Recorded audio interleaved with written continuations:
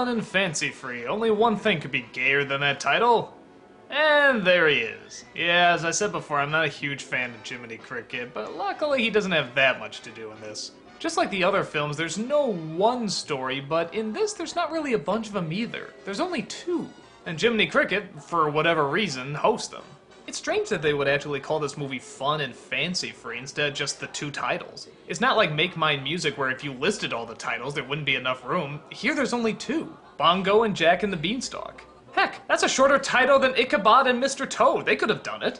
But heck with that, how do the stories hold up? Well, as the other Disney stories go, even for the short ones, it's nothing that special. They're okay though. The first one is called Bongo, and it's about a bear who used to work in the circus but escapes to live in the wild. He finds he doesn't quite fit in, but things change when he comes across a female bear. But then he gets confused when she starts beating the shit out of him. But then the movie so colorfully tells us that the way bears show that they love each other is beating the shit out of each other. Makes sense to me.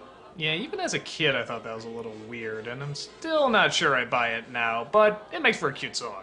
Every pigeon likes to coo when he says I love you, but a bear likes to say it with a slap. And that's the best way to describe the first short. Cute. I really liked it as a kid, but looking back, it does go on a little too long. If they were gonna do this and make it work, they should either make it its own movie with much more characters, or make it a lot shorter. Then there's a really weird transition where Jiminy Cricket is somehow invited to a party. A party where puppets come to life and strange, creepy men do weird sounds with their hands. And the parents are nowhere to be seen. Yeah, this would not fly today. You know, Ophelia, you look so sweet. What'd you say? I think you look so sweet. Yeah. But that segues into Jack and the Beanstalk, the first appearance of Mickey Mouse in any movie since Fantasia. And believe it or not, the last time you'll ever hear Walt Disney do his voice. We also get Goofy and Donald into the mix, as it's pretty much just the straightforward story of Jack and the Beanstalk, not really any major differences. I say the only thing that really stands out about it is the giant, who is sort of this enjoyable doofus. And they added this really weird plot device where he could change into anything.